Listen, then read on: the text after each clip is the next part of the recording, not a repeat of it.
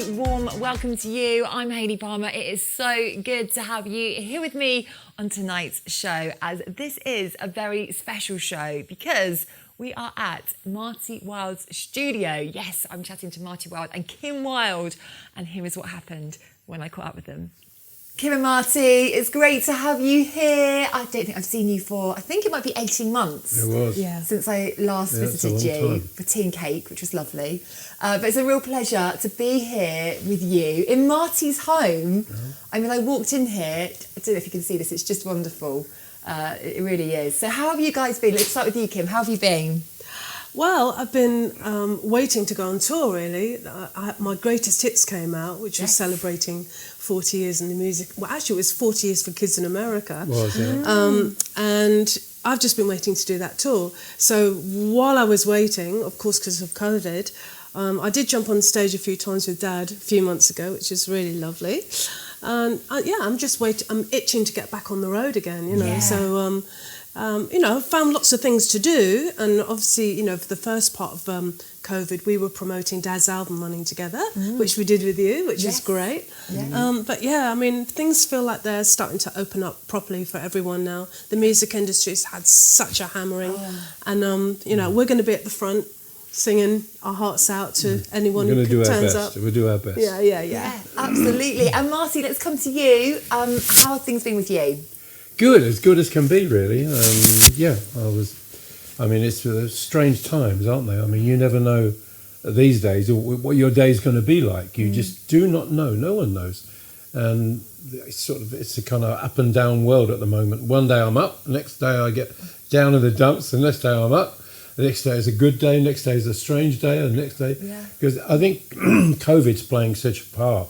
I think that, and of course, other things in the world, politics and God knows what else. But, that's a whole other show. Another show. You're talking to the man who's still jumping in his car, going off to do a show for an hour or so, jumping back in the car to drive himself back home again. And how old are you now, Dad? 43? 82. Just incredible, honestly. What's your secret?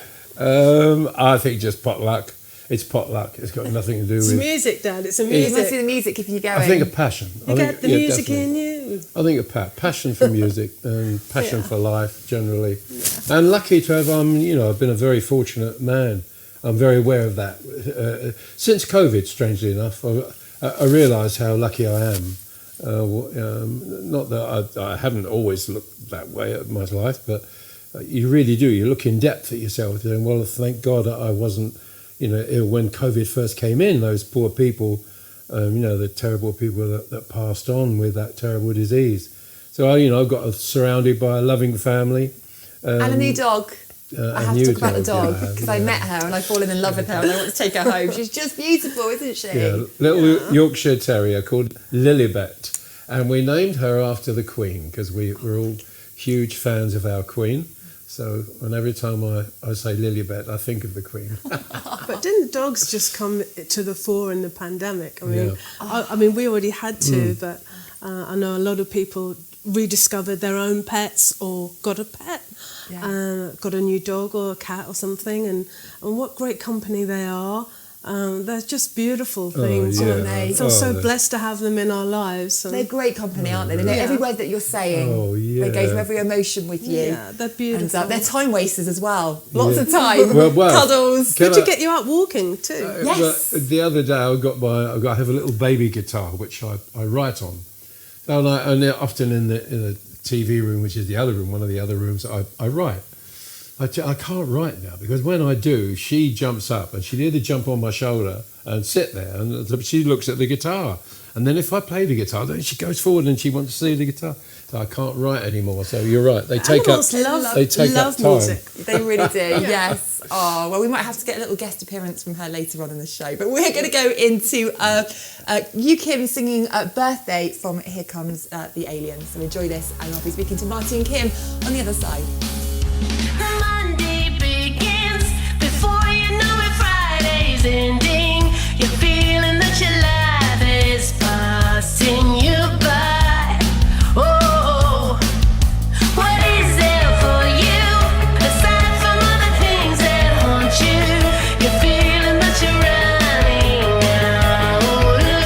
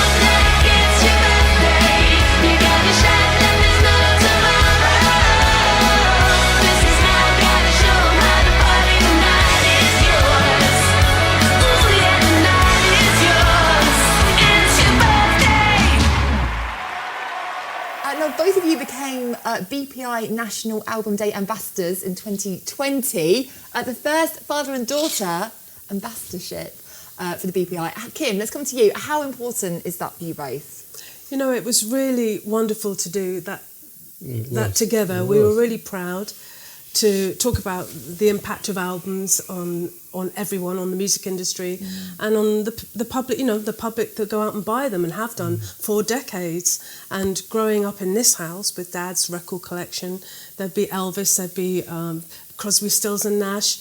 I mean, there was craft work. I mean, it was pretty eclectic, and it was wonderful to grow up listening to those amazing songwriters. But actually putting on an album, listening to each song, really just kind of going on a journey with that artist, really important thing. And so we felt very strongly about it. We'd grown up believing in the album as a piece of art and a piece of something really beautiful and something that lasts forever. So you put on an album that you listened to in the 70s, and all of a sudden you're back in your bedroom. You've got your record player. You've got your posters of Roy Wood on the wall and Elton John, and you're transported, and it's magical. The power of music and the power of an album. So we took to it like ducks to water. We were just talking about music. We had such fun, didn't we? We did. What about you, Marty? Well, I love albums. I mean, an album changed my life, and it's over there. In actual fact, it's Elvis Presley, and the very first album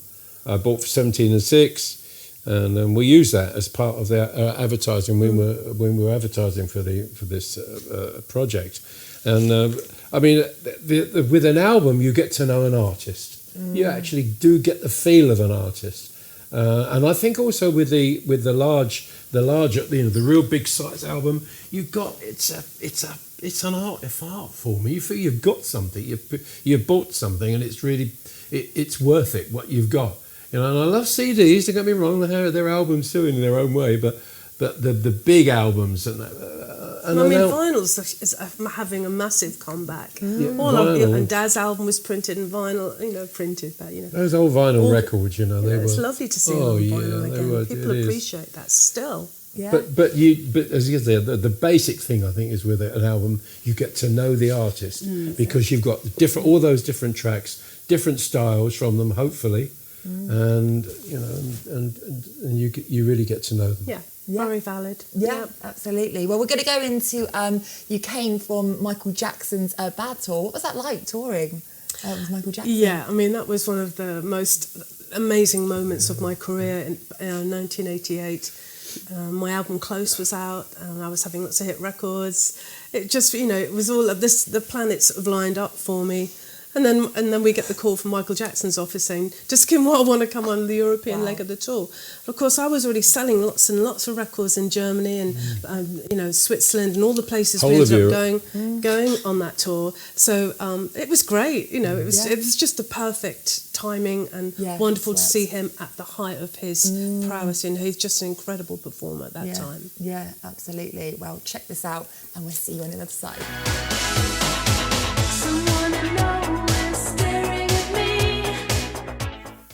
Oh, now, Marty, I know that you weren't very well over Christmas. You're much better now, which is great news. But you had COVID and you had to self-isolate for Christmas Day. I did, wasn't it? I did. I caught COVID, so my wife did as well. And that was on virtually Christmas Eve. God. So the whole of Christmas was spent. I had to live upstairs. Joyce lived on the ground floor. And I had to come downstairs, and she would leave a tray of food on the bottom stair, and then she had to scuttle out the way. Then I would take my corned beef sandwiches, which is what I had. Winning. Every day for 10 days, I ate corned beef sandwiches. Love corned beef sandwiches. I do. But I got a bit tired of it. Corned beef sandwiches and a cup of tea, and also I got to love mugs of soup. Don't ask me why, but I did. Yeah, miso soup. It was lovely. That's very good for you, isn't it? Yeah, excellent. And I love comforting. So it was. We got through it, but I mean, again with COVID, you keep thinking how lucky we were. Our symptoms weren't as bad as some other people, so we were very lucky. Joyce and I had sniffles and all the usual things, but when you hear about what other people have had with COVID, you realise how damn lucky you are. So it wasn't a nice Christmas, but I was a lucky man and my wife was a lucky girl. Yeah, and you were the first ever UK celebs to have the COVID jab, weren't you? How important was that for you? That was very important because I did honestly feel that I was doing the country a service, and I felt I was being, you know, the Queen gave me a medal, and I thought, well, now you're being put to good use. You know, that's what you should be doing. You should be doing many good things as you can. And I felt I was setting an example. I wasn't scared of the injection. I thought, no, not at all. If it signed, I put my trust in the scientists, and the scientists said it was okay and it was going to help me immeasurably.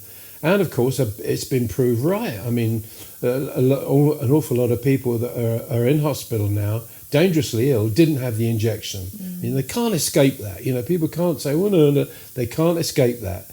And so I'm glad that I told people to have the injection, and I'm sure it must have helped someone out there in Hertfordshire, you know, and the NHS anyway, you know. I mean, they're what they did for our country, you know, working so hard, and they still do, of course, as well. So I felt I was earning my medal. Yeah, you know, absolutely. And Kim, you must be so proud of your dad.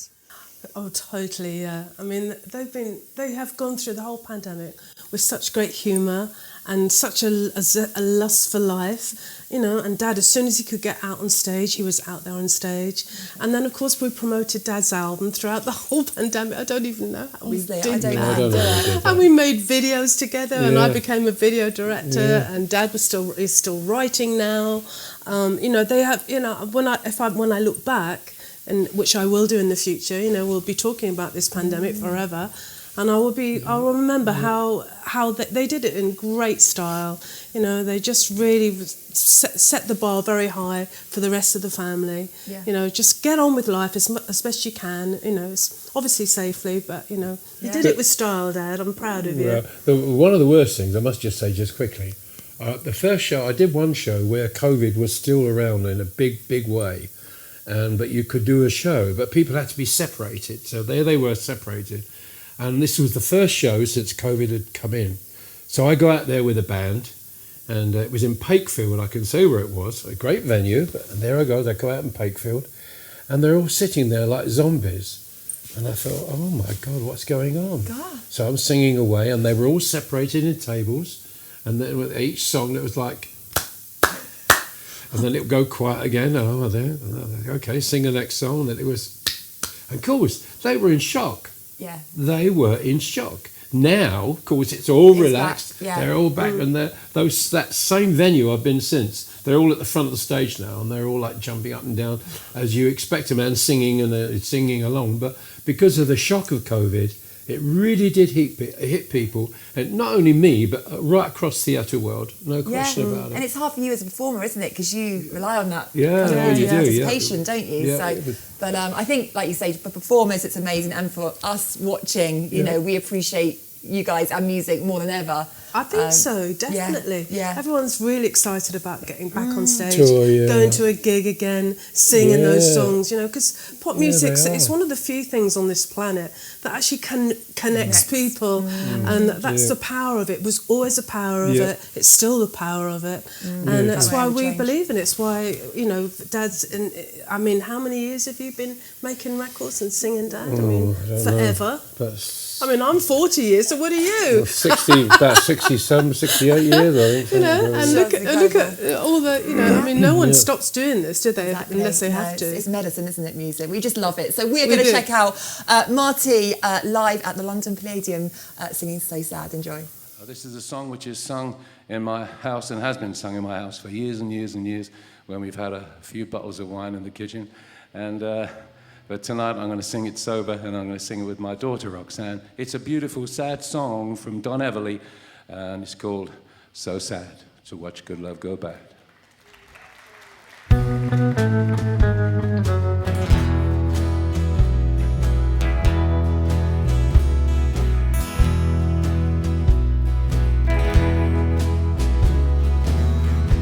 We used to have good times together,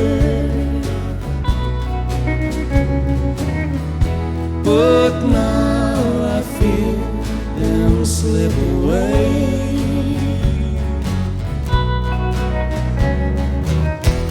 It makes me cry to see love die. So sad to watch good love go bad.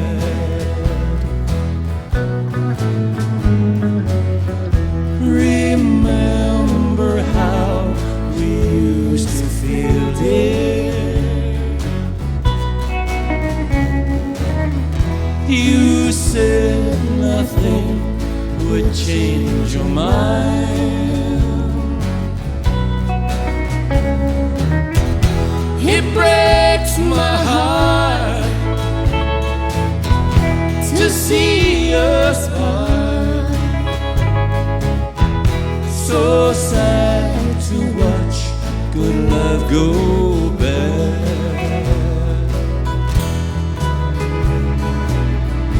Is it any wonder that I feel so blue when I know for certain that I'm losing you? Remember how you used to feel, dear. You said nothing would change your mind.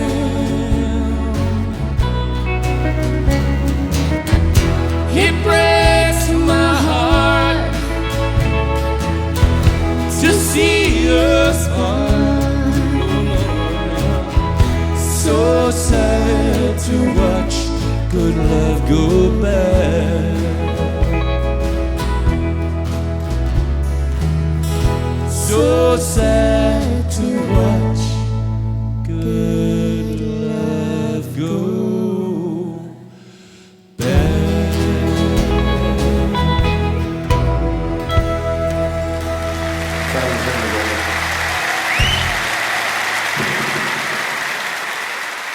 Now, Marty, since we last spoke, the official chart company announced that you became the first ever artist to achieve success across 8 decades.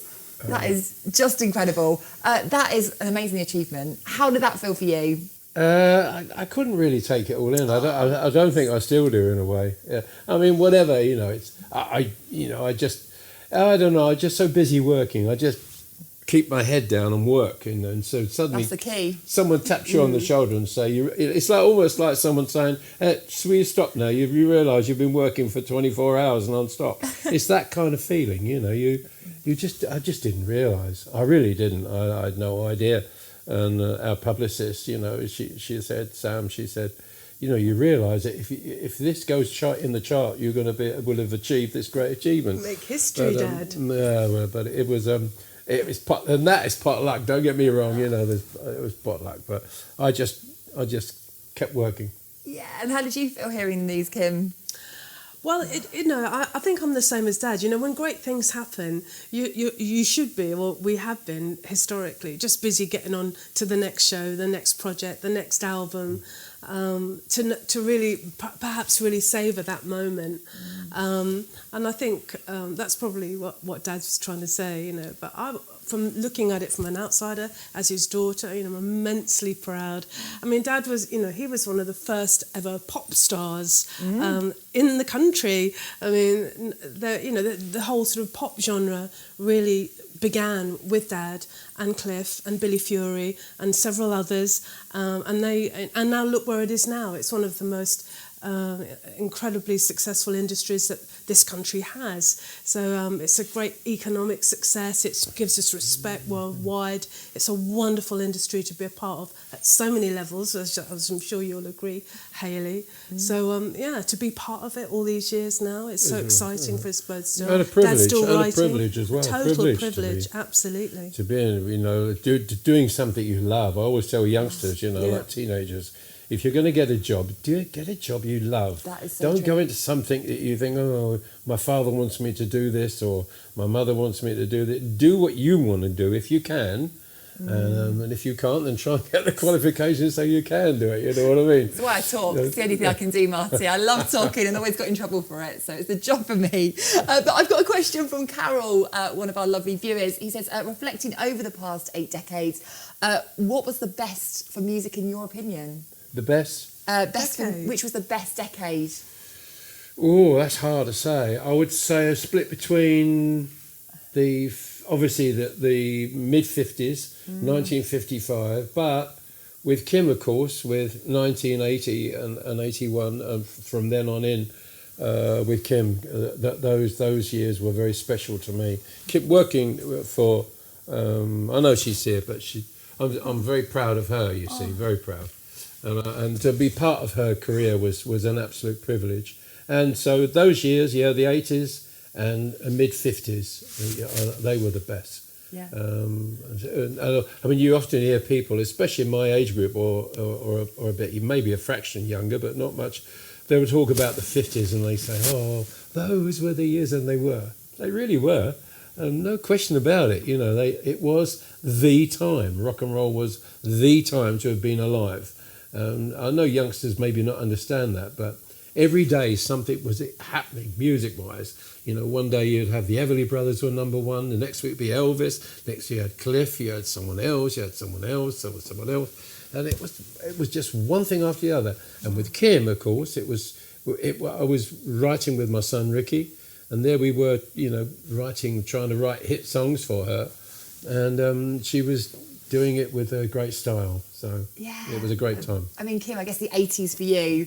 I mean, what are your fond memories from the 80s? Yeah, I mean, right at the beginning, working with my brother Ricky, producing the tracks, Marty and my brother, master songwriters. I hadn't started songwriting then. I was just enjoying the ride and being a pop star and travelling around the world and right at the birth of that great 80s decade, which, you know, I'm still doing 80s gigs now. There's still masses of people come to these 80s concerts and just go crazy. And it was wonderful to be knocking around with, you know, the Human League and ABC and Nick Kershaw and who I still do gigs with now and know as friends. So all the people whose records I was buying are all my mates now, which is so beautiful. And several of them I've recorded with. So, yeah, what a decade, the 80s. Boy George. Yeah, Boy George, Terrific. just lately. Terrific. I mean, great voice. Keep telling him. Told him.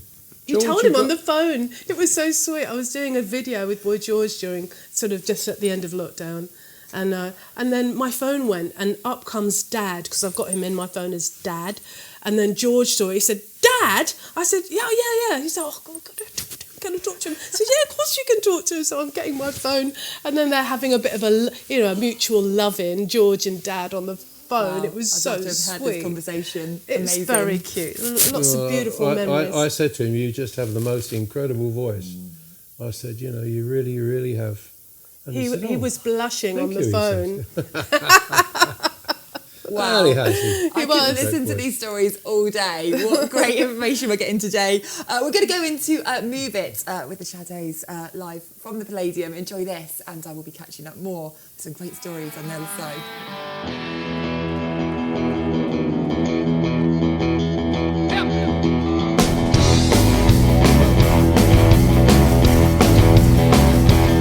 Well, come on, pretty baby, let's move it and groove it.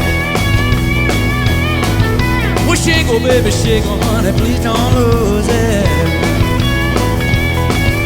The rhythm that gets into your heart and soul. Let me tell you, baby, it's called rock and roll. Well, I say it's gonna die, but honey, please let's face it. Yeah, you just don't know what's going to replace it. Well, the battle tango lives, so ain't got nothing on. Real country music that just drives along. Yeah, oh, move it, yeah. All right.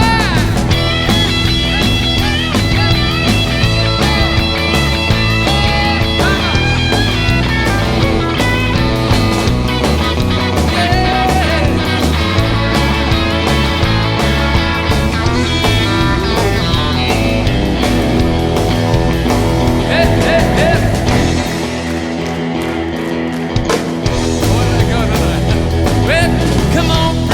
baby, let's move it and groove it. Well, I shake, oh baby, he don't lose it. Well, the rhythm that gets into your heart and soul. Well, let me tell you, baby, it's called rock and roll. Yeah. Hey! Well, I say it's gonna die, but honey, please let's face it.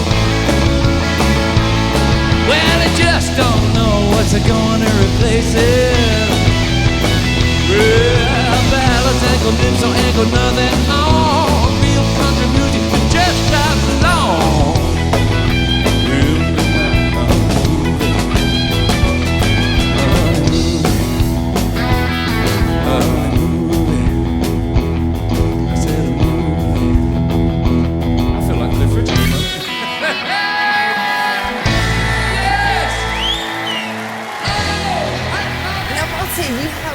Dreamboats and Petticoats tour, and Kim, you had your Greatest Hits tour. I know 2022 you're both going on individual tours, so Marty, let's come to you. I know you're coming to my hometown of Portsmouth, which I'm very excited about. I will have to come along with my dad, who's a big fan of yours. So tell us about the tour and what we can expect. It'll be obviously nostalgia and humour as well. I think this year I've tried to, when I talk to the audience, I like to, because you've got to be honest. And I mean, I'm 82. There's no point in me going out there trying to be some sort of young whippersnapper, you know, like jumping about and you know, and all the things that a young person does. So I more or less start talking about age. You know, I talk about it on stage, and if I do something on stage and I get it wrong, I say, well, you know, I'm 82, so what do you expect? and they appreciate that, you know. Yeah, of course, But the show will be, I think the show's going to be great because, I mean, who knows? No one knows now what's going to happen in the future with COVID. COVID rears its head because you don't know whether you're going to be able to do the show to a certain extent, and you don't physically, are you going to be around in 2 years' time, you know, or whatever. So the tour will be very important, I think. It's going to be very important for me, and I should treasure. And I treasure working with the people that I'll be working with on that tour. And you know, we've got Nancy, we've got Eden Kane, we've got Mark Winter. You know, and they're people. You know, they're three acts that I love, and we love. You know, Eden Kane is like a. He's like a brother, you know. I feel like he's like a brother to me. I always have done with Eden, and you know, they all sing great. All of those three, they sing great, and they always give 100% of their best. That's what I love about it. Eden does, Mark does, Nancy does, and even the oldest one does as well, which is me, obviously. But we're going to have fun. We're going to have fun. That's the most important thing. It's going to be a great show. Is there a favourite song that you like to perform, Marty? It's hard to say. There's so many. I just love music, so every song to me is something special. I suppose in a way, I've got to say, "Teenager in Love." In so much, no, I've not been a huge fan of that song. It's for me, it's like, but the people love it. Yeah. They love it, and when I see what that effect that has on the audience, it's the same for every artist. They the same have for big Kim smiles on their as well. faces. When she sings "Kids in America," it's amazing. You know, people's face like that, but that's our job. That's what we're there for. Yeah. You know, they've got enough pressures of people out there in this world at the moment. Yeah. They've got all the pressures in the world. It's an escape for people, isn't it? When they come along, I know for me, when I watch a concert, you forget about everything, which is wonderful. That's why I think we're going back to what you said about people who have gone to the theatre. They're starting to pack them out. They're starting to go out to the theatres now, and it is that. It's that they've just got to get out there again, you know, and it's because feel alive. Exactly. And joyful. Absolutely. And Kim, let's come to you because you're going on tour. Yeah. How excited are you for this? Well, I'm really excited because I had some really expensive costumes made for the tour when it was supposed to be in 2020, and I still haven't had a chance to wear them. So I'm very excited that all the Pop Don't Stop Greatest Hits tour goes out from September in the UK, then it goes into Germany, Holland at the end of the year. God. I'm doing 80s gigs throughout the year, but I'm looking forward to the tour part of it because we'll be reimagining some old hits that we don't normally do and some rare grooves, all that kind of stuff, but I can't wait. Yeah. Yeah. Wonderful. Well, we're going to put details on the screen below of how you can get tickets for both Marty and Kim's tour. And we're going to play you Bad Boy with Big Jim Sullivan, again live from the London Palladium.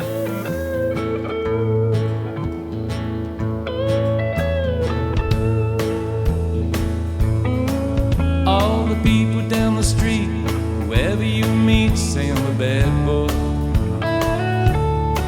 Say I'm a bad boy. Say I'm a bad boy.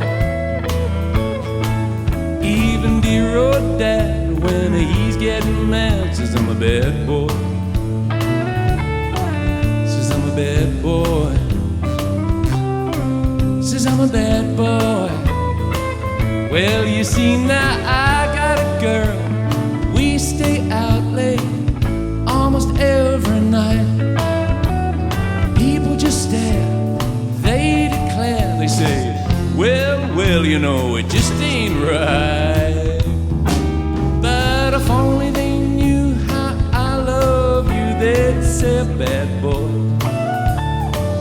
could be a good boy who's just in love. Here comes Big Jim. Hey.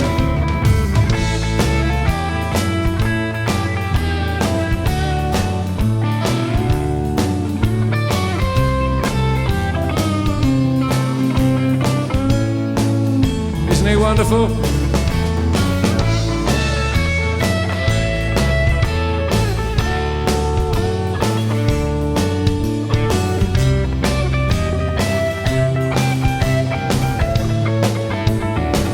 Well, you see now I got a girl. We stay out late almost every night.